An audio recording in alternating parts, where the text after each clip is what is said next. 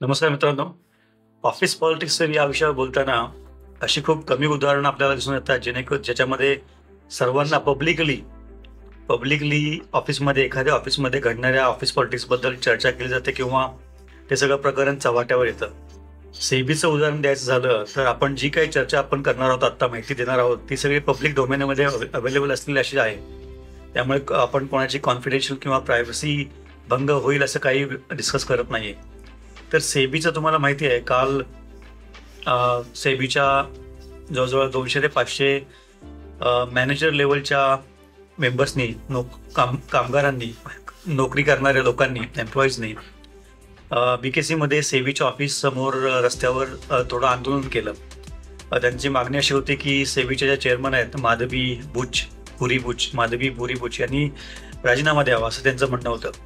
आता हे सगळं प्रकरण चव्हाट्यावर येण्याचे कारण असं की मला वाटतं ऑगस्टमध्ये या लोकांनी, हे जे सेबीचे मॅनेजर लेवलचे साधारण 1000 लोक आहेत, मॅनेजर किंवा अप्पर लेवलचे, त्याच्यापैकी 500 लोकांनी जवळजवळ एक नोटीस, एक लेटर दिलं होतं फायनान्स मिनिस्टरला, अर्थ खात्याला, की या लिडरशिपखाली, माधवी पुरी बुच यांच्या चेअरमनशिपखाली आम्हाला काम करण्यामध्ये त्रास होतोय. कारण जे ॲटमॉस्फिअर आहे, वर्क कल्चर टॉक्सिक झालं आहे, विषारी, आणि प्रत्येकाला वैयक्तिक नाव घेऊन त्याच्यावर टीका करण्यात येते किंवा नाव घेऊन जी भाषा वापरली जाते ती पण काही कॉर्पोरेटला किंवा कंपनीला किंवा सेबीसारख्या मोठ्या संस्थेला साजेशी अशी नाही आहे.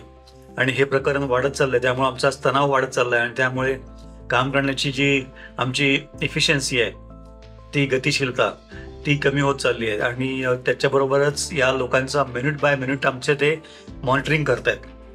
या गोष्टी ज्या आहेत, म्हणजे हा सांगायचा मुद्दा असा की एक चेअरमन, सेबीसारखी जी गव्हर्नमेंट संस्था आहे सरकारी, त्याच्यामधली 1000 पैकी 500, जवळजवळ अर्धी माणसं एकत्र येऊन सही करून जी चेअरमन विरोधात त्या कंपनीचे जे डिसिजन मेकर्स आहेत, म्हणजे अर्थ खातं, त्यांच्याकडे तक्रार करतात. हा ऑफिशियल पॉलिटिक्सचा एक सगळ्यात चांगला म्हणण्यापेक्षा वाईट, चांगला इन द सेन्स समाजासमोर आला म्हणून, आणि वाईट यासाठी की ही गोष्ट प्रत्येक व्यक्तीसाठी घातक किंवा चुकीचे असं म्हणता येईल, वेदनादायी असं म्हणता येईल. कारण सेबीमध्ये काम करणारी मंडळी जी आहेत, मॅनेजर लेवल किंवा त्याच्यावरची, हे सगळे वेल एज्युकेटेड, वेल क्वालिफाईड अशी लोक आहेत. त्यामुळे ते असं काहीतरी ठरवून करतील ज्याच्यामागे काही बॅकग्राऊंड नसेल किंवा काही काळजर कारणं नसतील, तर ते हे थोडं विश्वास ठेवण्यासारखी गोष्ट नाही आहे. सेबीने नंतर प्रेस रिपोर्ट रिलीज केली, प्रेस नोट रिलीज केली की काही लोकांची HRA बद्दल किंवा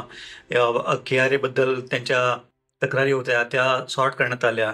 आणि त्याच्यातूनच पुढे जाऊन मग सेबीच्या बाहेरील काही लोकांनी या 500 साधारण या लोकांना भडकवलं, म्हणून हे लोक असं करतात. म्हणजे बेसिकली सांगायचा मुद्दा असा, ऑफिस पॉलिटिक्समध्ये एखादा व्यक्ती जर त्याच्या स्वभावानुसार किंवा त्याच्या स्वतःच्या एजेंड्यानुसार पॉलिटिक्स करत असेल, राजकारण, तर ती एक गोष्ट आहे. पण हे जी व्यक्ती आहे, जी स्वतःच्या एजेंडासाठी किंवा स्वतःच्या उद्दिष्टासाठी राजकारण करते आणि तिला सपोर्ट मिळतोय ऑर्गनायझेशनच्या मागे उभे असलेल्या बलाढ्य व्यक्तींचा किंवा संस्थेचा, तेव्हा मात्र हे प्रकरण जास्त गंभीर होतं. कारण करप्शन हे ऑफिस पॉलिटिक्सचं जे बेसिक टेनेट असं आहे की तुमचं moral corruption. Basically office politics लोक का करतात? लोक म्हणजे इंडिव्हिज्युअल. ही सुरुवात इंडिव्हिज्युअलपासून होते. जेव्हा आपण दुसऱ्या व्यक्तीचा न्याय हिरावून घेण्याचा प्रयत्न करतो किंवा त्याला त्रास होईल असं काहीतरी करण्याचा प्रयत्न करतो, तेव्हाच हे सगळं सुरू होतं. आणि ही गोष्ट जेव्हा इन्स्टिट्यूशनल लेवलवर, संस्थेच्या पातळीवर जेव्हा जाते, तेव्हा मात्र त्याचे परिणाम दूरगामी होतात. विशेषतः ती जर सरकारी संस्था असेल, सेबीसारखी, ज्यांच्याकडे इंडियन मार्केट, आर्थिक स्थितीवर, कंपन्यांवर देखरेख करण्याची, शेअर मार्केटवर निगराणी करण्याची जबाबदारी आहे, अशा संस्था जर कॉम्प्रोमाइज व्हायला लागल्या मोरली, लिगली, पर्सनली आणि प्रोफेशनली, तर मग त्याचे परिणाम आपल्याला खूप मोठे भोगावे लागतील. त्यामुळे, आणि ही सरकारी संस्था होती म्हणून कमीत कमी लोक रस्त्यावर तरी आले. प्रायव्हेट इन्स्टिट्यूट्समध्ये किंवा कमर्शियल कॉर्पोरेट्समध्ये युनिटी म्हणण्यापेक्षा युनियन नसल्यामुळे किंवा एकत्र येण्याची शक्यता खूप, अगदी अपवादात्मक परिस्थितीमध्ये लोक एकत्र येतात, किंगफिशर गोष्टीमध्ये. पण त्या अपवादात्मक गोष्टी आहेत. पण ऑफिस पॉलिटिक्स आम्हाला त्रास होतोय, टॉक्सिक वर्क कल्चर, आणि आम्हाला योग्य रीतीने वागवलं जात नाही आणि आमचं मिनिट बाय मिनिट आमचं मॉनिटरिंग केलं जातं आहे. या गोष्टींसाठी तरी रस्त्यावर उतरणारी ही मला वाटतं पहिलीच घटना माझ्या तरी समोर आलेली आहे. तरी याच्यापासून आपण नक्कीच काहीतरी बोध घेतला पाहिजे, कारण पर्सनल करप्शनचा इफेक्ट हा आपल्या आजूबाजूच्या गोष्टींवर आणि घडामोडींवर आणि व्यक्तींवर होतो.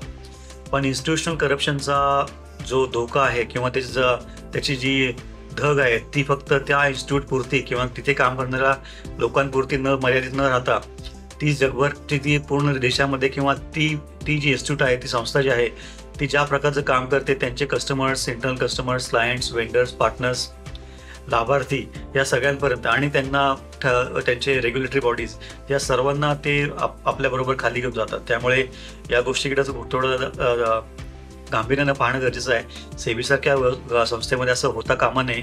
आणि फक्त सेबीसारख्याच नाही तर कॉर्पोरेट कंपन्यांमध्ये पण ऑफिस पॉलिटिक्सचा प्रकार जो आहे, वापर हा फक्त टीम गोल्स अचीव्ह करण्यासाठीच कसा पॉझिटिव्हली होईल याकडे आपण लक्ष दिलं पाहिजे.